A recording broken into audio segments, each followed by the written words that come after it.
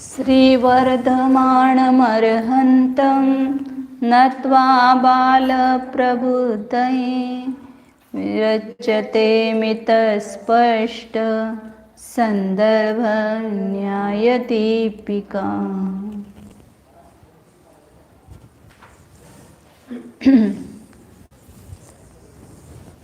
प्रत्यक्ष दूसरा प्रकाश है। दूसरे प्रकाश में किसका वर्णन है? प्रमाण, प्रत्यक्ष प्रमाण का। हाँ, प्रत्यक्ष प्रमाण का। प्रमाण के कितने भेद किए? कौन से? प्रत्यक्ष और परोक्ष। प्रत्यक्ष का लक्षण क्या किया? हाँ हाँ, स्पष्ट प्रतिभास को। हाँ, विशद मतलब ही स्पष्ट निर्मल, ऐसा कहा। बौद्ध ने क्या किया प्रत्यक्ष का लक्षण? कल्पनापोढ़ मभ्रांतम प्रत्यक्षम, जो कल्पना से रहित है, भ्रांति से रहित है, वह प्रत्यक्ष है। हाँ, सवगत म्हणजेच बौद्ध। हाँ, सवगत, बौद्ध आणि ताथागत हे 3 शब्दांनी सांगितलं होतं ना ते। सवगती म्हणजे बुद्धाने मानलेलं। नैयायिकों ने क्या माना है? प्रत्यक्ष का लक्षण सन्निकर्ष प्रमाण है। तो उस सन्निकर्ष प्रमाण नहीं है। क्यों नहीं है सन्निकर्ष प्रमाण?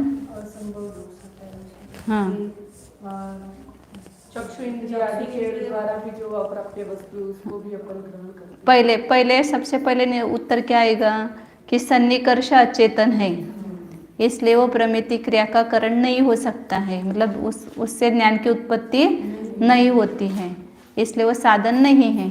तो उसमें प्रमाणपणा कहाँ से आएगा? क्योंकि उसने प्रमिति कोई उत्पन्न नहीं किया, तो उसमें साधनपना नहीं है, तो वो प्रमाण ही नहीं है। प्रमाण नहीं है तो उसमें प्रत्यक्षपना भी नहीं है। इसलिए सन्निकर्ष यदि प्रत्यक्ष प्रमाण का लक्षण करते हैं तो उसमें असंभव दोष आया, क्योंकि उसमें अचेतन होने से वह प्रमाण ही नहीं है, और प्रमाण नहीं है तो वह प्रत्यक्ष भी नहीं है। फिर उसके बाद आचार्य ने अव्याप्ति दोष दिखाया कि सन्निकर्ष जो है सब इंद्रियों से नहीं होता है। जो चक्षुरिंद्र के द्वारा पदार्थ का जो ज्ञान होता है वो सन्निकर्ष से होता है क्या? तो चक्षुरिंद्रिय और पदार्थ का सन्निकर्ष मतलब टच नहीं होता है, प्राप्त नहीं होते हैं, दूर रहते हुए ही ज्ञान होता है। अंदर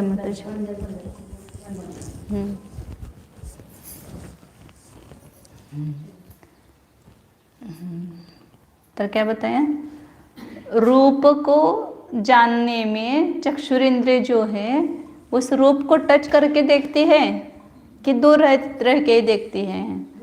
हाँ, तो उसका सन्निकर्ष नहीं होता, मतलब प्राप्ति नहीं होती है दोनों की, चक्षुरिंद्रिय की और पदार्थ की। इसलिए उसके द्वारा सन्निकर्ष होता नहीं चक्षुरिंद्रिय के द्वारा। फिर भी ज्ञान उत्पन्न होता है। वो चक्षुरिंद्रिय जो है प्रमिति को उत्पन्न करने में निमित्त वहाँ पर बनती है। तो इसलिए चक्षुरिंद्रिय में आपका सन्निकर्ष नहीं जाता है, इसलिए आपका लक्षण अव्याप्त है। सन्निकर्ष प्रमाण ऐसा आपने जो कहा वो चक्षुरिंद्रिय के द्वारा होने वाले ज्ञान में जाता नहीं है। तो चक्षुरिंद्रिय कैसी है? अप्राप्यकारी है। इंद्रियों में 2 भेद करते हैं ना, एक प्राप्यकारी और अप्राप्यकारी, व्यंजनावग्रह और अर्थावग्रह। तो जो इंद्रियां अप्राप्यकारी है उसके द्वारा ही व्यंजनावग्रह होता है, उसके द्वारा अर्थावग्रह व्यंजनावग्रह नहीं होता है। इधर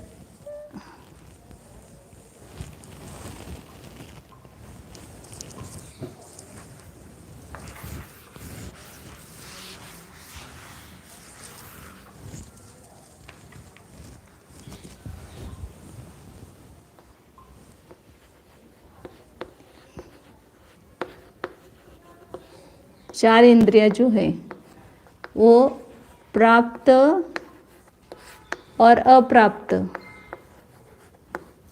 दोनों अर्थों को ग्रहण करती है। और चक्षु और मन ये अप्राप्त अर्थ को ही ग्रहण करते हैं, प्राप्त अर्थ को ग्रहण नहीं करते हैं। कौन? चक्षुरेंद्र और मन, चक्षु से जो टच हुआ पदार्थ है उसका ज्ञान नहीं होता है, दूर होता है तो ही उसका ज्ञान होता है। तो इसलिए आपने यहाँ कहा ना चक्षु और मन के द्वारा व्यंजनावग्रह नहीं होता है। ये चार इंद्रियां प्राप्त होकर के पदार्थ को जानती है, तो इसी के द्वारा क्या होता है व्यंजनाव प्राप्त मतलब यहाँ पर व्यंजन लेना, और अप्राप्त का व्यंजनावग्रह नहीं होता है, केवल अर्थावग्रह ही होता है। इसलिए यहाँ पर इसका भी अर्थावग्रह होगा, व्यंजनावग्रह नहीं होगा।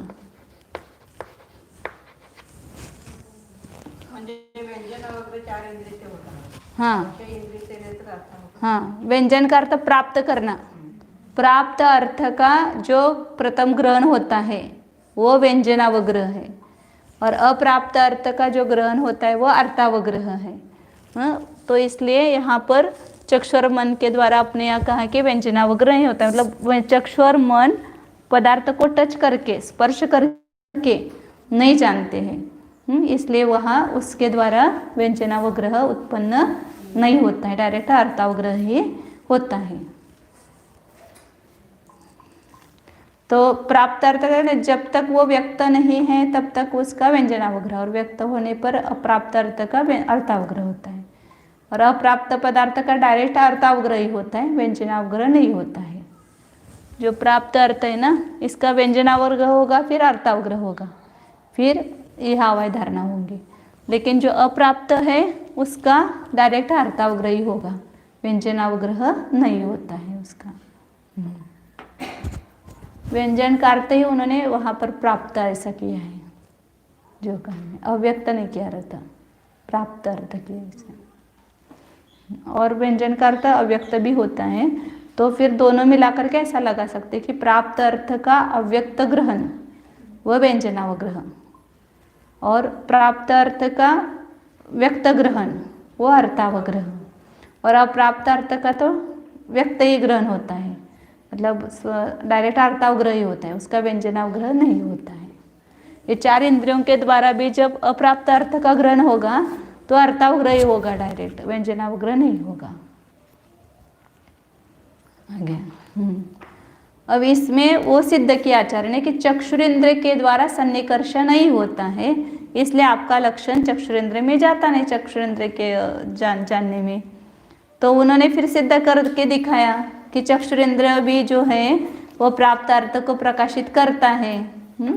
तो वो आचार्य ने उसका उत्तर क्या दिया कि आपका तो अनुमान ही सही नहीं है, क्योंकि ये कोई उसमें अविनाभाव संबंध ही नहीं ना, इंद्रिया हो तो प्राप्त अर्थ कोई ग्रहण करेगी ऐसा कोई नियम नहीं है, उसका कोई अविनाभाव संबंध नहीं है। तो अनुमान कैसा होना चाहिए कि जहाँ पर साध्य के साथ साधन का अविनाभाव संबंध होना चाहिए, कुछ ना कुछ युक्ति चाहिए ना वहाँ पर। ये कोई युक्ति नहीं हुई कि चक्षुरेंद्र प्राप्त अर्थ का प्रकाशक है बाह्य इंद्रियपना होने से, तो ये कोई युक्ति नहीं है वहाँ पर, इसलिए वो अनुमानाभास है। अब उसको और सिद्ध करते कि अनुमानाभास कैसे है वो। तद यथा आचार्य उनको पूछते हैं कि आप बोलते कि चक्षुरेंद्र प्राप्त अर्थ को का प्रकाशक है, तो कौन सा चक्षु लेना है। पैराग्राफ 9 नंबर का है। चक्षु ही इत्यत्र कह पक्ष अभिप्रेत। चक्षु ऐसा कहने पर यहाँ पर कौन सा पक्ष अभिप्रेत है, क्योंकि चक्षु 2 प्रकार के माने हैं उन्होंने। किम लौकिकम चक्षु हो उत अलौकिकम, एक लौकिक चक्षु और अलौकिक चक्षु। जैसे ये देखने वाली ये लौकिक चक्षु, और अलौकिक चक्षु मतलब ये दिव्य होती है चक्षु ऐसे। ये अपने आचार्य हाँ नहीं, आचार्य उनको प्रश्न कर रहे हैं कि कौन सा चक्षु आप बोल रहे हैं कि प्राप्त अर्थ को प्रकाशित करता है। हाँ देन वहाँ पर कौन सा ये योग योगेन चक्षु तस्मात् प्राप्तार्थ प्रकाशकमिति भावः योगेन प्रथम परिवार आगे का है वो किरण रूप ऐसा चक्षु मानते हैं। जैसे वो ऐसे आंखों से किरणें निकलती हैं वो, तो उसको भी उन्होंने ऐसा माना है चक्षु। आगे उसका खंडन करते हैं, पढ़ते हैं आगे का। लौकिक चक्षु लेना कि अलौकिक चक्षु लेना। आद्ये हेतोः कालात्यापदिष्टत्वम् गोलकाख्यस्य लौकिकचक्षुषः विषयप्राप्तेः प्रत्यक्षबाधितत्वात्। पहला यदि मानते आप लौकिक चक्षु मानते हैं तो इसमें तो कालात्यापदिष्ट नाम का दोष आता है। पक्ष बाधित होने पर दिया गया हेतु उसको क्या बोलते हैं? कालात्यापदिष्ट। आपका पक्ष ही गलत है, पक्ष ही बाधित है कि चक्षु प्राप्त अर्थ का प्रकाशक है, ये आपका पक्ष ही बाधित है। अब उसके बाद आप हेतु देते हैं तो वो कालात्यापदिष्ट नाम का दोष आता है। इसलिए कहते कि कालात्यापदिष्टत्वं गोलकाख्यस्य लौकिक चक्षुषः विषय प्राप्तेः प्रत्यक्ष बाधितत्वात्। ये जो गोलक नाम की गोलक है ना, यहाँ पर ये दो गोले हैं, तो उस गोलक नाम की जो लौकिक चक्षु है उसका विषय प्राप्ति में प्रत्यक्ष ही बाधितपना है। मतलब विषय को प्राप्त नहीं होती है चक्षु, कोई भी उस चक्षु इंद्रिय के द्वारा। अभी चश्मा दिखता है क्या अपने को? कितना अभी भी थोड़ा सा दूर है तो फिर भी नहीं दिखता है चश्मा। तो चक्षुरेंद्रिय का ये जो प्राप्त होता है उसको पदार्थ, उसका ज्ञान नहीं होता है चक्षुरेंद्रिय से। इसलिए चक्षुरेंद्रिय प्राप्त पदार्थ को प्रकाशित नहीं करता है, ये प्रसिद्ध है बात। इसलिए आपका कथन जो है कि चक्षुरेंद्रिय प्राप्त अर्थ का प्रकाशक है, ये प्रत्यक्ष से ही बाधित है। और फिर उसके बाद आप हेतु दे रहे हैं कि बहिरेंद्रिय होने से, तो आपका हेतु कैसा हो गया? कालात्यापदिष्ट हेतु हो गया। ये कालात्यापदिष्ट उन्होंने ही माना हुआ है हेतु का दोष। न्यायिकों ने हेतु के 5 दोष माने, अब वो सब तीसरे अध्याय में आने वाला है। ये सब अनुमान वगैरह सब आएगा। नहीं, काल अत्यय अपदिष्ट, ऐसे कालात्यापदिष्टत्वम। काल का अपव्यय करना है, खाली काल खर्च करना है बोल करके, मतलब काल गमाना है। ऐसे कालात्यापदिष्ट, काल का ही नाश हो जाएगा, सिद्धि तो कुछ नहीं होगी, केवल हमारा टाइम ले लेंगे आप, ऐसा। वो मतलब पक्ष बाधित होने पर, आपका पक्ष बाधित है ना, आप स्पष्ट है ना प्रत्यक्ष से कि इंद्रियों को टच होते हुए ज्ञान होता नहीं है, ये प्रत्यक्ष से दिख रहा है। फिर आप बोल रहे कि नहीं चक्षु बाह्य इंद्रिय होने से वो प्राप्त अर्थ का प्रकाशक है, तो इसलिए उसको उस अनुमान को बोलते कालात्यापदिष्ट, उस हेतु को बोलते कालात्यापदिष्ट हेतु। पक्ष बाधित होने पर दिया गया हेतु, ये सब आएगा आगे, अगले अध्याय में आएगा सब अनुमान प्रकरण में। तो पहला चक्षु का तो खंडन ही कर दिया कि आप यह जो हमारा लौकिक चक्षु है वो प्राप्तार्थ प्रकाशक कहते, तो ये उसमें दोष आता है कि वो प्रत्यक्ष से बाधित है, और इसलिए उसके लिए दिया गया हेतु जो है वह कालात्यापदिष्ट नाम का हेतु है वह। अब दूसरा यदि चक्षु मानते हैं, द्वितीय अलौकिक चक्षु का ना उन्होंने, कोई ऐसा एक दिव्य चक्षु है, अलौकिक चक्षु है कि जो प्राप्त अर्थों को भी प्रकाशित करता है, तो आचार्य कहते कि द्वितीय यदि चक्षु मानते अलौकिक चक्षु तो आश्रया सिद्धि ही, वो आश्रय सिद्धि नाम का दोष आता है, क्योंकि ऐसा चक्षु कहाँ पर है, क्या है, उसकी सिद्धि नहीं है अलौकिक चक्षु की, तो आश्रय ही उसका असिद्ध है, इसलिए आश्रय सिद्धि नाम का दोष आता है। अलौकिकस्य चक्षुष अद्यापि असिद्धे है, ऐसा कोई अलौकिक चक्षु होता है, किरण रूप चक्षु होता है, इसकी सिद्धि नहीं हुई है अभी तक असिद्ध ही है, फिर उसको पक्ष लेकर के कैसे सिद्ध करेंगे? जो बात प्रसिद्ध है उसमें कोई गुण, अब कौन व्यक्ति है ये पता नहीं है, फिर उस व्यक्ति में ये गुण है, अब व्यक्ति जो आश्रय उन गुणों का वो तो सिद्ध होना चाहिए ना पहले। उसी प्रकार अलौकिक चक्षु सिद्ध हो तो फिर वो प्राप्त अर्थ का प्रकाशक है, ये बात सिद्ध होगी। लौकिक चक्षु ही सिद्ध नहीं है अभी तक, तो फिर उसमें आप ये प्राप्तार्थ प्रकाशकपना कैसे सिद्ध करेंगे? तो इसलिए वो आश्रय सिद्धि नाम का दोष आता है, क्योंकि अलौकिक चक्षु अभी तक सिद्ध ही नहीं हुआ है। शाखा मतलब 2 दोष दिखाए। चक्षु, जिस चक्षु को आप क्या सिद्ध कर रहे हैं,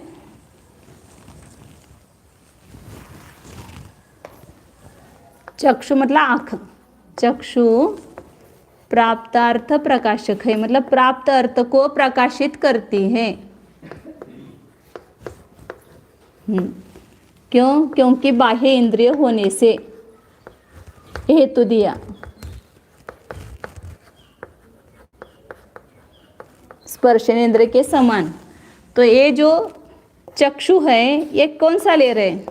लौकिक चक्षु लेते हैं तो कौन सा दोष आएगा कि लौकिक चक्षु तो प्राप्त अर्थ को जानता ही नहीं है, तो प्रसिद्ध है। यहाँ पर यहीं पर बात आती है कि लौकिक चक्षु प्राप्त अर्थ को प्रकाशित करता ही नहीं है, तो आपका पक्ष बाधित हो गया। फिर वो हेतु बोलो बाह्य इंद्रिय होने से, तो ये कालात्पदिष्ट नाम का हेतु हो गया। काल का अपव्यय करना है खाली, काल गवाना है खाली उसमें, मतलब वो साध्य बाधित होने पर दिया गया हेतु वह कालात्यापदिष्ट नाम का हेतु बताया है। तो इसको कालात्यापदिष्टत्व नाम का दोष आता है, हेत्वाभास होता है वो पदिष्ट, नहीं कालात्यापदिष्ट, कालात्यापदिष्ट ऐसा बताएं। और अलौकिक चक्षु लेते हैं तो ये अलौकिक चक्षु ही सिद्ध नहीं है, तो ये प्राप्तार्थ प्रकाशकपना रहेगा कहाँ? ये सिद्ध हो तो फिर इसमें ये रहेगा ना गुण प्राप्तार्थ प्रकाशकपना, इसलिए आश्रय सिद्धि नाम का दोष आता है। ये आश्रय ही सिद्ध नहीं है और इसका जो है ये पक्ष ही बाधित है, इसलिए वो दिया गया हेतु ही यहाँ पर गलत हो गया बाह्य इंद्रिय होने से। ऐसा समझना कि जैसे जो लौकिक चक्षु कह रहे हैं वो तो प्राप्त अर्थ को ग्रहण करता ही नहीं, अप्राप्य को ही ग्रहण करता है। जिसको अलौकिक का है वो तो कोई वस्तु ही नहीं है। आप जो अलौकिक चक्षु जिसको बोल रहे हैं वो अलौकिक चक्षु अभी सिद्ध ही नहीं है ना, कोई वस्तु ही नहीं है। हाँ, उन्होंने कोई कल्पना की ऐसे अलौकिक चक्षु की, लेकिन वो सिद्ध होना चाहिए। आप मान रहे हैं उसको किरण रूप चक्षु है ऐसे, हाँ, उसको आश्रय सिद्ध दोष बताया क्या? हाँ, मतलब ये चक्षु ही सिद्ध नहीं है अलौकिक चक्षु, तो उसमें वो प्राप्तार्थ प्रकाश आश्रय असिद्ध, आश्रय सिद्ध ऐसा होगा। इसमें वो शब्द नहीं दिए ना, ये दिले ना, द्वितीय तो आश्रय सिद्धि ही, आश्रय असिद्धि ही, क्योंकि अलौकिक चक्षु अभी तक सिद्ध नहीं है। मतलब प्रथम है वो प्रत्यक्ष बाधित है, हाँ, दूसरा है वो आश्रय असिद्ध, आश्रय सिद्ध है।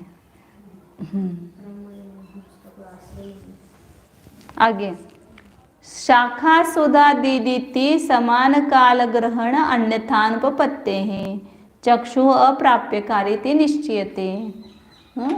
जब हम देखते हैं तो एक साथ पेड़ की शाखा भी दिख रही है और चंद्रमा भी दिख रहे हैं, दोनों एक साथ दिख रहे हैं ना। यदि प्राप्त होकर ही आप जानते हैं चक्षुरिंद्र के द्वारा तो दोनों का एक साथ ग्रहण नहीं होगा। दूरवर्ती पदार्थ को देख रहे हैं, जान रहे हैं, इसलिए दोनों एक साथ दिख रहे हैं। और टच होकर के जानते तो पहले पेड़ को जानेंगे, फिर उसके बाद में चंद्रमा को ग्रहण करेंगे, लेकिन दोनों एक साथ हमको दिख रहे हैं। पेड़ की शाखा भी दिख रहा है और उसमें चंद्रमा भी दिख रहे हैं, तो दोनों एक साथ ग्रहण होते हैं। इसका अर्थ कि चक्षुरिंद्रिय प्राप्त होकर के ग्रहण नहीं कर रहा है, दूरवर्ती पदार्थ को ही प्राप्त न होते हुए ही ग्रहण करता है, ये बात सिद्ध होती है। मतलब चक्षुरेंद्रिय अप्राप्यकारी है, ये बात सिद्ध होती है। शाखा मतलब पेड़ की शाखा, और सुधा दीदिते मतलब चंद्रमा। शाखा और चंद्रमा ये दोनों समान काल में ग्रहण नहीं हो सकते थे, अन्यथा नहीं हो सकते थे, इसलिए चक्षुरेंद्रिय अप्राप्यकारी है, यह बात निश्चित होती है। तदेव सन्निकर्षाभावेपि, मतलब अप्राप्यकारी इसका अर्थ सन्निकर्ष नहीं होता है, टच नहीं होता है। तो तदेव सन्निकर्ष अभावे अपि चक्षुषा रूप प्रतीति ही जायते इति सन्निकर्ष अव्यापकत्वात् प्रत्यक्षस्य स्वरूपम न भवति इति स्थितम। इस प्रकार सन्निकर्ष का अभाव होने पर भी आप सन्निकर्ष को प्रमाण मान रहे हैं। अब यहाँ पर सन्निकर्ष नहीं है चक्षुरेंद्र पदार्थ में, फिर भी चक्षुरेंद्र के द्वारा रूप की प्रतीति हो रही है, रूप जाना जा रहा है चक्षु के द्वारा, तो इसलिए सन्निकर्ष आपका उसमें चक्षुरेंद्र में नहीं गया, अव्यापक हो गया, इसलिए प्रत्यक्ष का वह स्वरूप नहीं है, क्योंकि वो अव्याप्ति नाम का दोष आता है।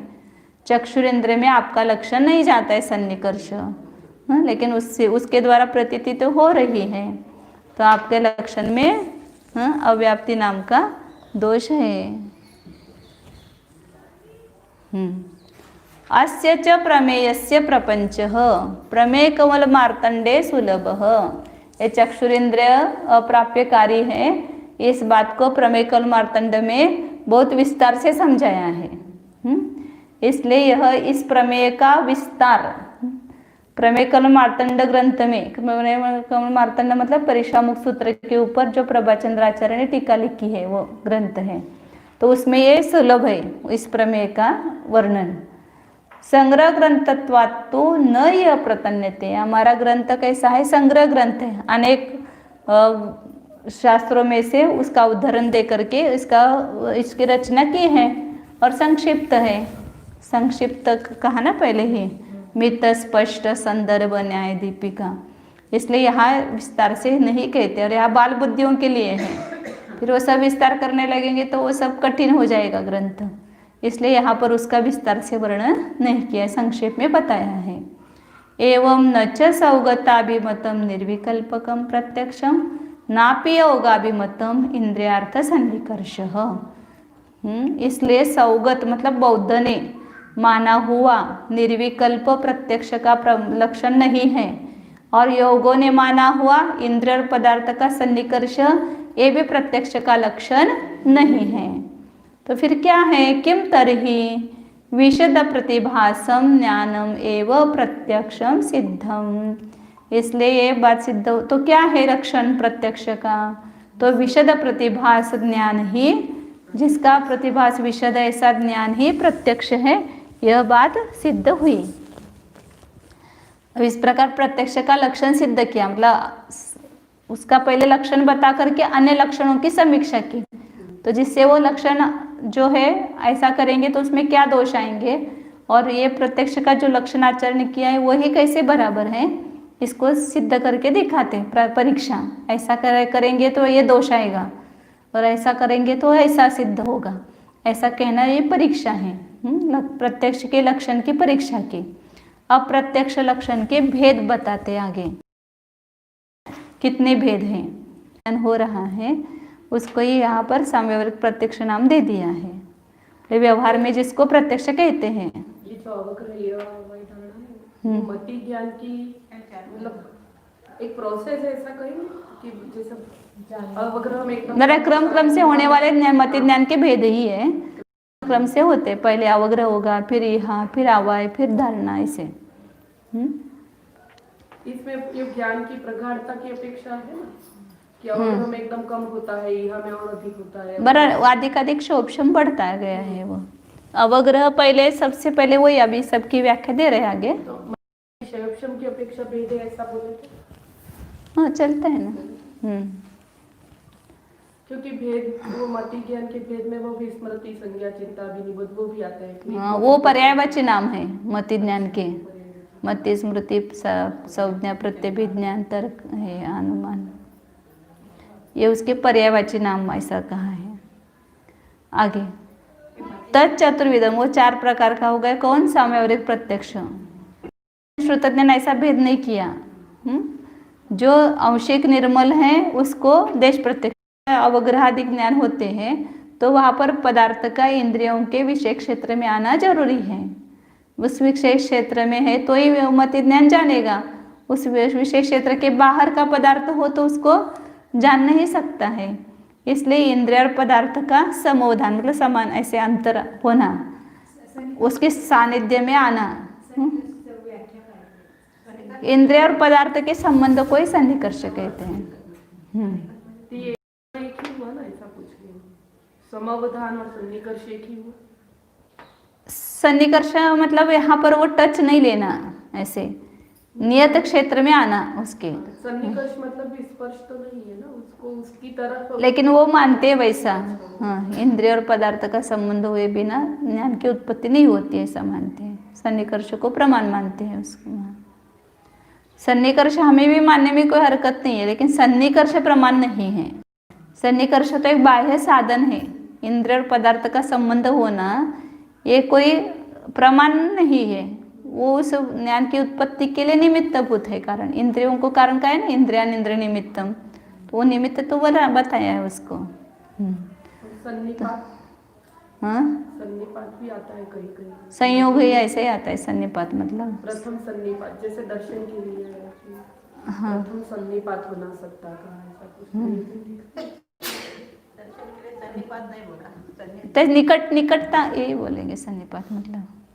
समोवधान मतलब निकटता ले लो, इंद्रिय और पदार्थ की निकटता आने पर संबंध उसके, बनना। हाँ, तो उसके अनंतर उत्पन्न, समुत्थ मतलब उत्पन्न होने वाला कौन है? सत्तालोचन, जो सत्ता का अवलोकन, सत्ता को देखना रूप, और उसके अनंतर भावी उस सत्तालोचन के बाद उत्पन्न होने वाला जो सत्ता अवांतर जाति विशिष्ट वस्तुग्राही, केवल सत्ता से अवांतर जो जाति है, मतलब सत को छोड़ करके ये मनुष्य है या स्त्री है या ये बदक है, इस प्रकार दूसरे विशिष्ट जाति को ग्रहण कर रहा है ना, वहाँ पर केवल सत्ता को नहीं ग्रहण कर रहा है। तो सत्ता से अवांतर मतलब दूसरे जाति विशिष्ट वस्तु को ग्रहण करने वाला जो ज्ञान विशेष है वह अवग्रह है। खाली यह है ऐसा नहीं ग्रहण कर रहा है। सत्ता का अवलोकन मतलब क्या होगा? है ऐसा, लेकिन नहीं, अवग्रह में अवांतर जाति विशिष्ट पदार्थ का ग्रहण है। मतलब एक खड़ू है, एक माइक है, तो विशिष्ट जाति का ग्रहण हो गया ना। यहाँ पर ये मनुष्य है, यहाँ पर ये पुरुष है, यह चांदी है, इस प्रकार का जो ग्रहण हो रहा है वो विशिष्ट जाति का ग्रहण हो रहा है वहाँ पर। केवल सत का ग्रहण नहीं हो रहा है। सत का ग्रहण तो दर्शन में हुआ, फिर उसके बाद अवांतर जाति विशिष्ट वस्तु को ग्रहण करने वाले ज्ञान विशेष को अवग्रह कहते हैं। मतलब अवग्रह की व्याख्या इतनी बड़ी की उन्होंने कि इंद्रिय और पदार्थ का संबंध होने पर, योग्य देश में आने पर सत्ता का अवलोकन होता है, फिर उसके बाद होने वाला जो विशिष्ट जाति से युक्त पदार्थ का ग्रहण वह अवग्रह ज्ञान है। उसको क्या कहते हैं? अवग्रह कहते हैं। प्लस एकदम सिंपल भाषा में क्या कहेंगे कि जो पदार्थ का दर्शन होने के बाद पहला ग्रहण होता है वह अवग्रह है। अब वो कब होता है? तो पदार्थ और इंद्रियों का संबंध होना चाहिए, फिर उसके बाद पहले दर्शन होता है, फिर उसके बाद क्या होता है? ज्ञान की भी उत्पत्ति होती है।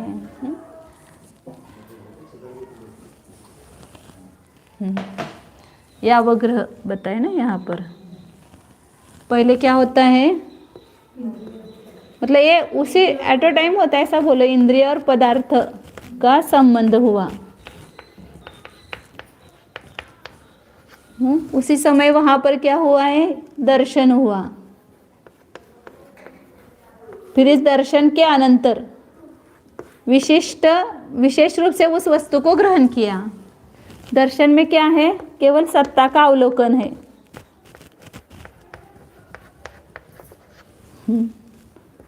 और फिर उसके बाद यह अवग्रह ज्ञान उत्पन्न हुआ। इसमें विशिष्ट जाति का ग्रहण है, विशिष्ट जाति युक्त वस्तु का ग्रहण है।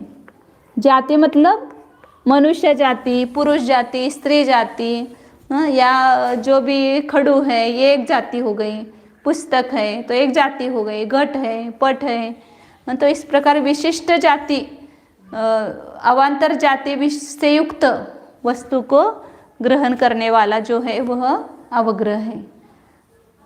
किसी भी पदार्थ का जब ज्ञान होता है तो इसी क्रम से मति ज्ञान होता है। पहले इंद्रिय और पदार्थ का संबंध हुआ कि पहले दर्शन हुआ, और दर्शन के बाद क्या हुआ? ज्ञान हुआ, मतलब अवग्रह ज्ञान हुआ। तो उस अवग्रह ज्ञान में इस प्रकार जाना कि यह पुरुष है, यह घट है, यह पट है, यह बदक है, ऐसा जाना। मतलब किसी भी पदार्थ को जानते तो पहले दर्शन होकर के उसका अवग्रह ज्ञान होता है। फिर उसके बाद दूसरा कौन है? संशय, ये अपना यह ज्ञान की उत्पत्ति है ना। नायम संशय विषयांतर तिथे माताजी नायम संशय तुमची पिंचीवर ठेवा म्हणजे दिसते. हां हां नायम संशय लक्षण है वो माता जी का। विषयांतर उदासीन स्वविषय निश्चयकत्वात्, ये अवग्रह ज्ञान है, इसमें कोई संशय नहीं है, मतलब ये समीचीन ज्ञान है, प्रमाण ज्ञान है। क्यों? क्योंकि इसमें संशय है क्या यह पुरुष है या स्त्री है, या पुरुष है या ठूठ है, स्थाणु है, ऐसा कोई यहाँ पर संशय नहीं है। क्यों संशय नहीं है? कि दूसरे विषय के निराकरण के द्वारा अपने विषय का निश्चय कर रहा है। पुरुष है, इसमें कोई उसको संशय नहीं है, ठाम कह रहा है कि यह पुरुष है। तो दूसरे सभी पदार्थों का निराकरण किया, मतलब पुरुष है मतलब यह स्थाणु नहीं है, स्त्री नहीं है, या यह और कुछ दूसरा पदार्थ नहीं है, अपने विषय का निश्चय कर रहा है, इसलिए अवग्रह ज्ञान प्रमाण ज्ञान है। तद विपरीत लक्षण है संशय। संशय यहाँ तो अवग्रह ज्ञान में अपने विषय का निर्णय हो रहा है, और संशय ज्ञान इससे उल्टा है। संशय ज्ञान में निर्णय नहीं होता है, वह तो यह स्थाणु है कि पुरुष है, ऐसा होगा ना। आगे दे रहे हैं, कहा गया तद विपरीत लक्षण। तद विपरीत मतलब जो अवग्रह का लक्षण है उससे विपरीत लक्षण वाला कौन है? संशय ज्ञान है। यद राजवार्तिकम, जो राजवार्तिक में कहा है, क्या कहा है संशय का लक्षण? अनेकार्थ अनिश्चित अपरियोदासात्मक संशय, तद विपरीत अवग्रह। अवग्रह और संशय ये दोनों के विशेषण दिए, क्या दिए यहाँ पर?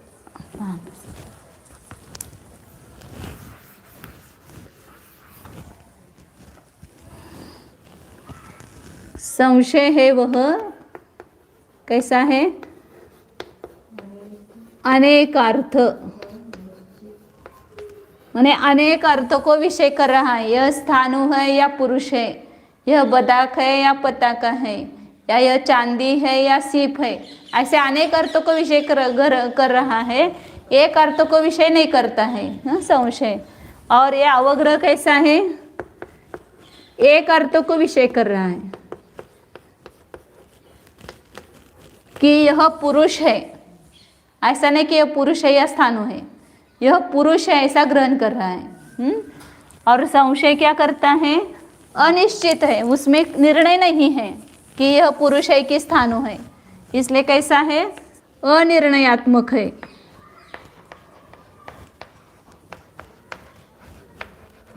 और यह अवग्रह में क्या है? यह पुरुष ही है, इसमें निर्णय है ठाम, तो इसलिए निर्णयात्मक है ये।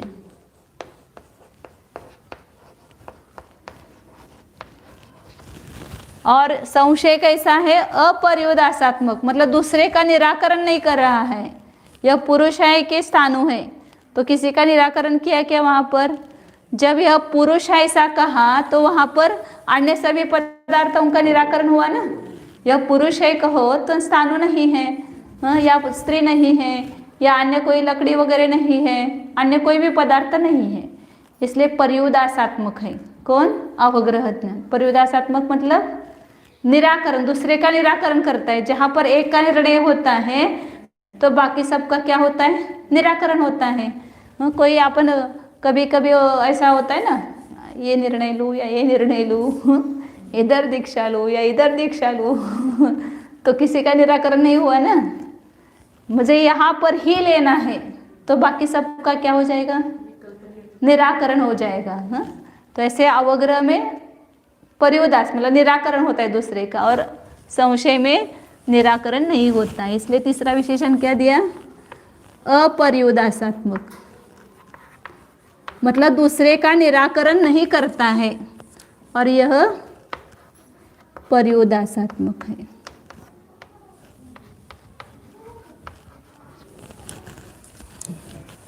तो संशय के उल्टा बराबर अवग्रह है, और अवग्रह के उल्टा बराबर संशय है। संशय अनेक अर्थ को विषय करता है, अनिश्चित है और अपरियोदासात्मक है, और अवग्रह उससे उल्टा बराबर एकार्थ है, एक ही अर्थ को विषय कर, एकार्थ हो गए क्या ये? एकार्थ है, एक अर्थ को विषय करता है, निर्णयात्मक है और पर्युदासात्मक है, दूसरे का निराकरण करता है। भाष्यम च, और वैसा ही राजवार्तिक में भाष्य है। श्लोक वार्तिक दिया होगा भाष्य, मतलब तत्वार्थ राजवार्तिक भाष्य ही है। पहले सूत्र लिखे हैं और उसके नीचे जो टीका लिखे उसको भाष्य कहते हैं। संशय ही निर्णय विरोधी न तो अवग्रह। संशय जो है वो कैसा है, निर्णय के विरोधी है, और अवग्रह निर्णय के विरोधी नहीं। अवग्रह में निर्णय है, भले विशेष निर्णय नहीं होगा, लेकिन जो वस्तु है उसका जो विषय है उसके बारे में तो उसको निर्णय है ही। इति, इस प्रकार कहा। अवग्रह जो है वह एक विशिष्ट जातियुक्त वस्तु को ग्रहण करता है, इसलिए उसमें निर्णय होता है, इसलिए वो प्रमाण है ज्ञान, अवग्रह ज्ञान। अब दूसरा कौन सा है, इहा। अवग्रह मतलब वस्तु का जो प्रथम ग्रहण, निर्णयात्मक ग्रहण। सामान्य ग्रहण सत्तावलोकन होने के बाद जो पहला ग्रहण होता है वह अवग्रह ज्ञान है, और वो कैसा है, निर्णयात्मक बोला जाति विशिष्ट वस्तु को ग्रहण करने वाला है, किसी एक जाति विशिष्ट वस्तु को ग्रहण करता है। वो जाति कोई भी होगी, वह जीव है, अजीव है, या पुस्तक है, ये भी एक जाति हो गई पुस्तक की। घट एक जाति हो गई, जाति इसको बोलते हैं, प्रकार। अब दूसरा है इहा। इहा की व्याख्या बताते हैं। अवग्रह गृहीतार्थ समुद्भूत संशय निराशाय यतनम इहा। अवग्रह के द्वारा ग्रहण किए हुए पदार्थ से उत्पन्न होने वाला जो संशय है उसका निराकरण करने के लिए जो प्रयत्न है वह इहा है। अवग्रह के द्वारा जो वस्तु ग्रहण हुई यह पुरुष है। अवग्रह का विषय क्या है, यह पुरुष है। फिर उसी के बारे में विशेष जानने के लिए जो प्रयत्न होता है, यह पुरुष कहाँ का है, आगे दिया ना उदाहरण। तद यथा पुरुष इति निश्चिते अर्थे किमयं दाक्षिणात्यः उत औदिच्यः इति संशये सति दाक्षिणात्येन भवितव्यम् इति तन्निरासाय यहाख्यं ज्ञानं जायते इति। अवग्रह के द्वारा ग्रहण किए हुए पदार्थ को ही विषय करता है यहाँ में कोई दूसरा नया विषय नहीं होता है, विषय वही है, लेकिन उस विषय के बारे में जो संशय उत्पन्न हुआ है उस संशय को दूर करने के लिए जो प्रयत्न होता है उसको कहते हैं यहाँ। जैसे दूर से उस पुरुष को देखा, फिर ये पुरुष है इतना तो निर्णय हो गया अवग्रह में। फिर विशेष जानने की क्या हुई दीदी, इच्छा हुई। आपको उधर इच्छा हो रही है, बाहर क्या चल रहा है, कहाँ से लड़की आए हैं, ये इहा ज्ञान कहते हैं, इसको इहा बोलते हैं। अब इहा ज्ञान क्या पूछे तो नहीं आएगा उत्तर देना, लेकिन इहा ज्ञान हमारा चल रहा है, अवग्रह भी चल रहा है। हर कोई भी पदार्थ को जानते हैं। अभी न्याय दीपिका ग्रंथ आपने सुना तो आपको ये निर्णय है कि यह न्याय दीपिका ग्रंथ है, क्या इसमें संशय है, नहीं। फिर वो उसके बारे में इस न्याय दीपिका ग्रंथ जो है वो किसने लिखा है या उसके बारे में कोई विशेष संशय उत्पन्न होता है तो उसको दूर करने के लिए जो प्रयत्न किया जाता है। अब लड़कियां दिखी तो ये लड़कियां हैं, ऐसा निर्णय हुआ तो अवग्रह हुआ। फिर ये लड़कियां कहाँ से आई हैं, जयसिंहपुर की है कि जयचल करंजी की है, ऐसा आपको क्या हुआ, संशय उत्पन्न हुआ। फिर उसको दूर करने के लिए आप प्रयास करेंगे, हाँ ये ऐसा इनकी वेशभूषा इधर इससे तो क्या दिख रहा है, ये तो जयसिंहपुर की लग रही है, ऐसा। तो वही बता रहे हैं यहाँ पर कि अवग्रह ने जिसको ग्रहण किया उसी को यह ज्ञान ग्रहण करता है, लेकिन उसमें विशेष निर्णय है, मतलब विशेष जानने की जिज्ञासा है, वहाँ पर जिज्ञासा रूप यह ज्ञान परिणाम है। तो उस संशय को दूर करने के लिए खाली संशयात्मक भी नहीं है, यह ज्ञान मतलब संशय नहीं है। संशय में क्या होता है, यह है क्या, यह है, इस प्रकार संशय ही बना रहता है, लेकिन यह संशय को दूर करने के लिए प्रयास चल रहा है। अवग्रह के बाद संशय हुआ कि कहाँ से लोग आए हैं, कहाँ के हैं, लोग हैं, स्त्री है, पुरुष है, इतना ज्ञान हुआ। फिर विशेष जानने के लिए क्या चलता है, वहाँ पर प्रयत्न होता है, तो उसी को यह ज्ञान कहते हैं। और फिर निर्णय हो जाता है, ये गुजराती बोल रहे हैं, उधर का पहरावा है, उसका गुजराती साड़ी पहनी है, तो ये गुजरात के है। ऐसा निर्णय हुआ। किससे निर्णय किया आपने? उस लिंग म्हणजे चिन्हों के द्वारा। तो क्या हुआ? यहाँ पुरुष इति निश्चित अर्थे, पुरुष है इस प्रकार के पहले अवग्रह में निश्चय हो गया है, निर्णय हो गया है। फिर किमयम दाक्षिणात्य, यह दक्षिण का है या उत्तर का है? कौन है ये पुरुष? इधर दक्षिण का है, कर्नाटक का है या महाराष्ट्र का है, या उधर उत्तर प्रदेश का है या दक्षिण प्रदेश का है? इस प्रकार संशय होने पर, इतना संशय होना वो यह ज्ञान नहीं है। संशय होने पर यह दक्षिण का होना चाहिए, लग तो ऐसा रहा है कि दक्षिण का होना चाहिए, तो उस निर्णय के तरफ बढ़ना, तो उस संशय को निराकरण करने के लिए यह ज्ञान की उत्पत्ति होती है। अब फिर ये यह उत्पन्न होने पर फिर उसी का निर्णय करता है। कैसे निर्णय करता है? भाषादि विशेष निर्ज्ञानात् याथात्म्य अवगमनम अवायः, भाषादिक विशेष का निर्णय होने से, ये गुजराती बोल रहा है या कन्नड़ बोल रहा है, और उसके वो टोनिंग जो है, अब गुजराती भी वो कन्नड़ बोलेंगे तो वो टोनिंग नहीं आएगी जो कर्नाटक वालों की आएगी, तो टोनिंग से ही। या इधर उधर राजस्थान के लोग यहाँ आए ना महाराष्ट्र में, और वो मराठी बोलते हैं, तुरंत समझ में आता है कि ये मूल महाराष्ट्री नहीं है, ये तो राजस्थानी है, ऐसे मराठी बोल रहे हैं। तो उस भाषा से या उसके पहराव से, उनके से ज्ञान होने से, भाषादि का विषय निर्णय होने से यथात्म्य अवगुण, जैसा है वैसा जानना, वह अवाय ज्ञान है। मतलब जो प्रयत्न कर रहे थे हम जानने के लिए, उसका निर्णय यहाँ पर हो गया अवाय ज्ञान में।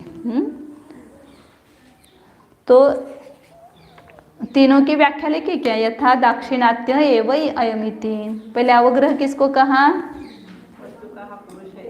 हाँ, इंद्रिय और पदार्थ का संबंध होने पर दर्शन के बाद होने वाला जो विशिष्ट जाति युक्त पदार्थ का ग्रहण। सत्तावलोकन मतलब ही दर्शन, दर्शन हो गया। दर्शन के बाद, ऐसा कहो, दर्शन के बाद जो प्रथम वस्तु का ग्रहण होता है, सामान्य आपको संक्षेप में लिखना है तो यहाँ पर वो विशेष इसलिए दिया है क्योंकि वो दर्शन में जाति विशिष्ट वस्तु का ग्रहण नहीं है, उसमें केवल सत्तावलोकन रूप है। और ज्ञान में विशिष्ट जाति विशिष्ट वस्तु का ग्रहण होता है कि यह पुरुष है, यह पुस्तक है, यह टेबल है, यह घट है, यह पट है। इस प्रकार उस जातियुक्त पदार्थ का ज्ञान होता है। प्रथम ग्रहण, उसको क्या कहा? अवग्रह। यह किसको कहा? अवग्रह के द्वारा ग्रहण किए हुए पदार्थ में उत्पन्न हुए संशय को दूर करने के लिए जो प्रयत्न होता है वह यह है। लिखो, आप लिखना हो तो मैं धीरे धीरे बताती हूँ। अवग्रह के द्वारा ग्रहण किए हुए पदार्थ में उत्पन्न हुए संशय को दूर करने के लिए प्रयत्न होना, जो प्रयत्न होता है उसको यह कहते हैं।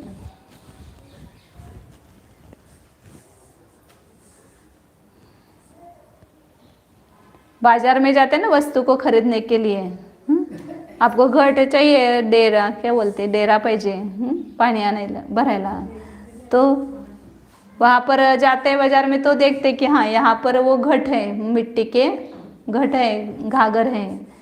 फिर वो देखते तो ज्ञान हो गया, अवग्रह ज्ञान हो गया। फिर ये कच्चा है कि पक्का है, ऐसा संशय हो जाता है। तो उसको दूर करने के लिए क्या करते हैं आप? हाथ में लेते हैं, बजाते हैं, हाँ नहीं ये पक्का है क्योंकि ऐसा बज रहा है। तो उससे क्या हो गया? आपका विशेष निर्णय हो गया। जो उसमें संशय उत्पन्न हुआ था वो दूर होकर के निर्णय हुआ, तो वो अवाय हो गया। वो संशय दूर करने के लिए जो प्रयत्न कर रहे हैं, कपड़ा भी है, कपड़ा खरीदने करने के लिए जाते हैं, तो एक कपड़ा है, पहले आपका अवग्रह ज्ञान हुआ। फिर एक कपड़ा सूती है या पॉलिस्टर है या कहीं किस टाइप का है, इस करने के लिए आप हाथ में ले लेते उसको, तो संशय दूर करने के लिए तो हाथ में लिया ना कैसा है देखने के लिए, फिर आपको निर्णय हो गया नहीं ये तो पूरा कॉटन ही है, हाँ, क्योंकि इसमें जो धागे दिख रहे हैं वो सब कॉटन के हैं, या उसकी कोई परीक्षाएं करने की वो करके देखते हैं तो निर्णय हो जाता है कि ये कॉटन का ही कपड़ा है। तो ये अवय हो गया। फिर अवय की व्याख्या के लिखिए, भाषादिक विशेष ज्ञान के द्वारा, भाषादि विशेष के ज्ञान के द्वारा यथार्थ वस्तु का निर्णय होना, यथार्थ वस्तु का निर्णय होना, मतलब वस्तु का यथार्थ निर्णय होना, ऐसा लिखो, वस्तु का यथार्थ निर्णय होना वह अवय है। जिस प्रकार यह दक्षिण का ही है, क्योंकि इस प्रकार की उसकी भाषा है, भाषादि निर्णय उसके लिए दिया ना पुरुष के लिए, वहाँ अलग अलग वस्तु के लिए अलग अलग टाइप होगा। जैसे मैंने अभी घट का बताया, उसका जो आवाज़ है उस पर से वो कच्चा है या पक्का है वो जानते हैं, या दूसरा जो बतख है पतक है पताका, ये बतख है या पताका है, ये पताका होनी चाहिए, हाँ, तो पताका है तो वहाँ पर ये बतख होना चाहिए, तो बतख में क्या होते हैं पंख होते हैं, वो उड़ता है, तो यदि वो पंख फड़फड़ाता है तो फिर वो तुरंत निर्णय होता है कि नहीं ये बतख है ये पताका नहीं है। इस प्रकार हर वस्तु का संशय दूर करने के लिए अलग अलग प्रयास होगा वहाँ पर। फिर ये दक्षिण का ही है ऐसा निर्णय हुआ, वो क्या हुआ, अवय ज्ञान हुआ। फिर कालांतर अविस्मरण योग्यतया तस्सैव ज्ञानम धारणा, जो अवय में आपने निर्णय किया वही निर्णय है, लेकिन वह कैसा है, कालांतर में न भूले, विस्मरण न हो, इस प्रकार की योग्यता से उसका ज्ञान होना। ऐसा आप पक्का निर्णय वहाँ पर करेंगे। अवय में निर्णय किया, हाँ, लेकिन फिर उसका ऐसा पक्का उदाहरण करना कि वो आप कल तक भी नहीं भूलेंगे। ऐसा यदि शास्त्र में हो ना तो हम ये सब शास्त्र कंठस्थ हो जाएंगे। शास्त्र में धारणा नहीं करते हम, शास्त्र को इधर से सुनते इधर से छोड़ते हैं, और संसार में हर वस्तु की धारणा करते हैं कि भूलते नहीं है, इस डिब्बे में ये रखा है, उस डिब्बे में वो रखा है, सब धारणा होती है कि नहीं, इसमें शक्कर ही है, ये 4 नंबर का डिब्बा है, हाँ, उसमें चावल ही भरे हैं, इसमें यही भरा है, ये सब धारणा होती है आपकी पक्की। तो आप कल भी भूलते नहीं, वो ही डिब्बा बराबर लेंगे। क्यों? क्योंकि आपको धारणा ज्ञान हुआ है उसका, कि इस डिब्बे में यह है इस प्रकार। और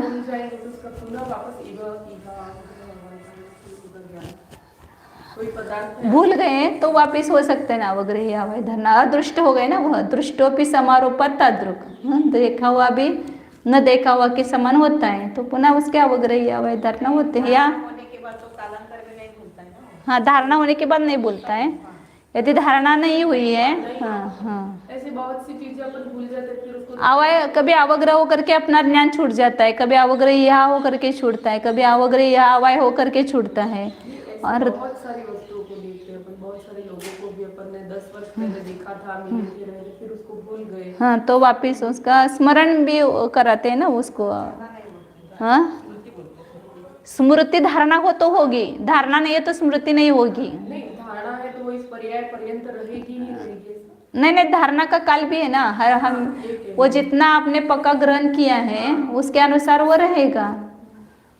धारणा ज्ञान जो है जितने काल तक आप नहीं भूलेंगे तब तक वो धारणा ज्ञान बना हुआ है, मतलब उसका मतलब धारणा ज्ञान उत्पन्न तो उस अंतर्मूर्त में हुआ, जब अवग्रह हुआ, इहा हुआ, अवय हुआ, और उसके बाद धारणा के लिए भी एक अंतर्मूर्त है, मतलब उसको पक्का आपने ग्रहण किया, वो पक्का ग्रहण करने के लिए उसको बैठा है अपने दिमाग में कि ये ऐसा ही है, फिर ऐसा वो धारणा ज्ञान उत्पन्न हुआ है, इसलिए वो धारणा ज्ञान आगे जो स्मृति उत्पन्न होगी उसमें वो निमित्त बनता है।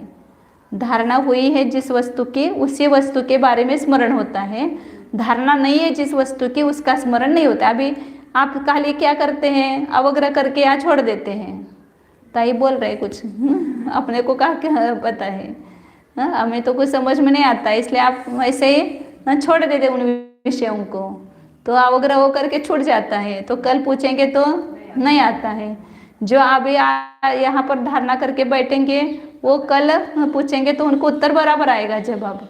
इसलिए कहते हैं ना, शास्त्र में बैठते तो वहाँ पर धारणा ज्ञान तक पहुँचना चाहिए, वहाँ पर अवग्रह करके छोड़ना नहीं चाहिए। कैसा सही है, हाँ ऐसा है क्या, ऐसा है, हाँ ऐसा ही है, निर्णय किया, फिर निर्णय करके उसको एक क्षण के लिए अपने दिमाग में बिठाओ उसको। हाँ इसको अवग्रह कहते हैं, इसको इहा कहते हैं, इसको अवाय कहते हैं, ऐसा भी धारणा करेंगे तो आपको भूल नहीं जाएंगे। फिर इसके लिए बीच में वापस पढ़ते हैं आप तो वो धारणा ही करते हैं ना, उसकी पुनः वो धारणा बिठाते हैं तो आपको स्मरण रह जाता है उदाहरण ज्ञान होने के कारण। धारणा का पर्याय पर्यंत भी रहती है धारणा, कुछ काल पर्यंत भी रहती है। हाँ बराबर है, जितना आपने पक्का ग्रहण किया है उसके अनुसार हो रहेगा वह, या उसका जो क्षोभक्षम है उसके अनुसार वो रहेगा। धारणा ज्ञान का भी क्षोभक्षम हुआ ना, ये सब क्षोभक्षम के भेद है ना। अवग्रह में भी क्षोभक्षम है, इहा ज्ञान के लिए भी क्षोभक्षम है, अवाय ज्ञान के लिए भी क्षोभक्षम है, धारणा ज्ञान के लिए भी क्षोभक्षम है। उतना अपना ज्ञान का उघाड़ हुआ है तो वो ज्ञान उत्पन्न होता है वहाँ। ये चार जो इहा अवग्रह इहा अवाय धारणा, उसको अपन आध्यात्मिक दृष्टि से समझना हो तो जैसे अपने को जैसे आत्मा है, आत्मा का आत्मा शब्द सुना आपने, अगम के द्वारा सुना समझो आत्मा, हाँ ये आत्मा शब्द है, से सुना, हाँ शब्द है ऐसा। फिर वो आपको संशय होता है कि यही आत्मा है कि ये आत्मा है, मतलब जो ज्ञान में आत्मा बताया है तो ज्ञान का आकार कैसा है, हाँ ऐसा है क्या ऐसा है। तो फिर आपने उसका निर्णय किया नहीं, एक जो ज्ञानात्मक वस्तु है, ये चैतन्य रूप वस्तु है, वही आत्मा है, ऐसा आपने अवाय में निर्णय किया, फिर उसकी धारणा की। या वहाँ पर जो स्वानुभव प्रत्यक्ष होगा वहाँ पर अवग्रही अवाय धारणा नहीं होगा, वो डायरेक्ट वहाँ पर स्वसंवेदन प्रत्यक्ष ही होगा, अतीन्द्रिय ज्ञान। ये सब शास्त्र सुनते समय जो ग्रहण आपने किया है उसके बारे में मैंने क्रम बताया कि आत्मा शब्द सुना, फिर उस आत्मा के बारे में आपको संशय हुआ कि आत्मा कैसा होता है, ऐसा होता है, शरीर रूप है या ज्ञान रूप है। फिर अवाय में निर्णय किया नहीं, आत्मा तो चैतन्य स्वरूप ही होता है और चैतन्य स्वरूप ही है, ऐसे धारणा बिठाए। फिर जब स्वसंवेदन ज्ञान प्रत्यक्ष से जानेंगे तो वहाँ पर उसका अनुभव ही होगा एक साथ में, वहाँ पर अवग्रह अवाय ऐसा क्रम नहीं है। कालांतर अविस्मरण योग्यतया, कालांतर में न भूलना, रूप जो योग्यता होती है उस योग्यता के द्वारा उसी का ज्ञान, मतलब अवाय में जिसका निर्णय किया है उसका निर्णय ज्ञान होना वह धारणा है। यद वशात उत्तर काले स इति एवं स्मरणम जायते, उस धारणा के वश से ही उत्तर काल में भी वह, कल देखा था ना वह आदमी, ऐसा याद आता है ना आपको बीच बीच में, कि वह जनक बेन, वह अलका दीदी, ऐसा जो स्मरण हो रहा है। क्यों हो रहा है? क्योंकि मेरे दिमाग में आपकी धारणा बैठी हुई है, इसलिए उसका स्मरण बीच बीच में आता है। जिसकी धारणा नहीं उसका स्मरण नहीं होता है, कि जिस धारणा के वश से ही उत्तर काल में भी वह जब भी स्मरण होता है वह इस भाषा में होता है, वह महाराज जी, वह बाहुबली की मूर्ति, वह श्रवण बेलगोला, इस प्रकार वह रूप से स्मरण होगा, कभी भी होगा। यह रूप से स्मरण नहीं होता है। स्मरण जब भी होगा वह तद इस आकार रूप से होता है। देखो क्या आप, वह मेरी मम्मी, वह ऑस्ट्रेलिया में है, कहाँ पर है, तो इस प्रकार वह इस रूप से स्मरण होता है। किस कारण हो रहा है स्मरण? आपको धारणा बैठी है, तो इसलिए यहाँ शास्त्र की बातें आपके स्मृति में रहना चाहिए। ऐसा लगता है तो कौन सा ज्ञान तक पहुँचना है? धारणा ज्ञान तक पहुँचना है। उसका प्रयत्न होना चाहिए, यहाँ करो फिर अवाय करो और फिर उसकी धारणा बिठाओ, तो आप भूलेंगे नहीं। तो इस प्रकार अवग्रह, यहाँ अवाय और धारणा, ये चार ज्ञान के कौन से किसके भेद बताए? सामव्यावहारिक प्रत्यक्ष के। यहाँ पर मति श्रुत ऐसा भेद नहीं किया, यहाँ पर सामव्यावहारिक प्रत्यक्ष, प्रत्यक्ष के कितने भेद किए? 2 भेद किए, एक सामव्यावहारिक प्रत्यक्ष, पारमार्थिक प्रत्यक्ष। तो सामव्यावहारिक प्रत्यक्ष में 4 भेद किए कि अवग्रह, इहा, अवाय और धारणा। इस प्रकार रूप से ये चक्षुरेंद्र के द्वारा होता है, कर्णेंद्र के द्वारा, घ्राणेंद्र के द्वारा, रसनेंद्र के द्वारा, मन के द्वारा भी होता है। तो रसनेंद्र पारमार्थिक प्रत्यक्ष आगे आएगा ना, उसका भेद। ये केवल अवधि मन परिज्ञान केवल ज्ञान वो आएंगे। रूपी पदार्थ का ही हो गया, अरूपी का। अरूपी का भी होता है ना, मन के द्वारा अरूपी क्या होता है ना, अवग्रह। मति ज्ञान दोनों को जानता है ना, रूपी अरूपी को। बराबर। हाँ, अभी आगे उसके बारे में करेंगे खुलासा।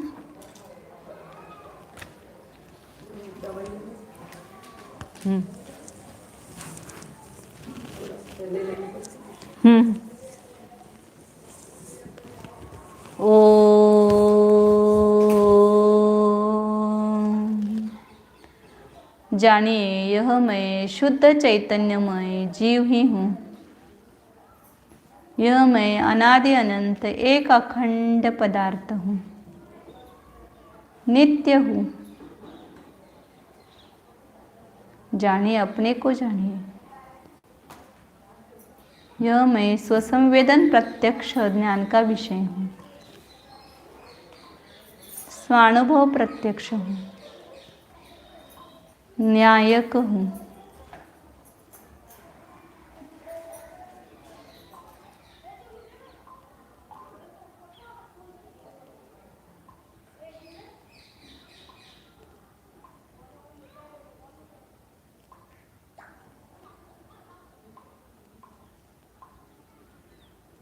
सच्चिदानंद स्वरूप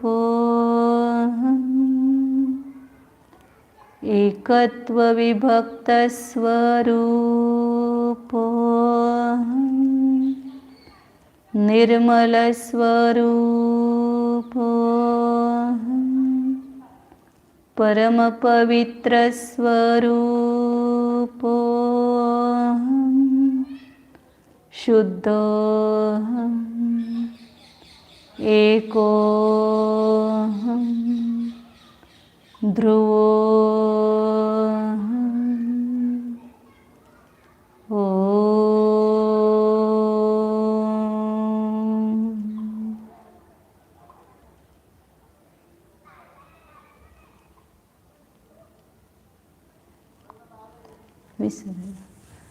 नमो अरिहन्ताणं नमो सिद्धाणं नमो आयर्याणं नमो अज्जाय नमो लोये सौवसाहो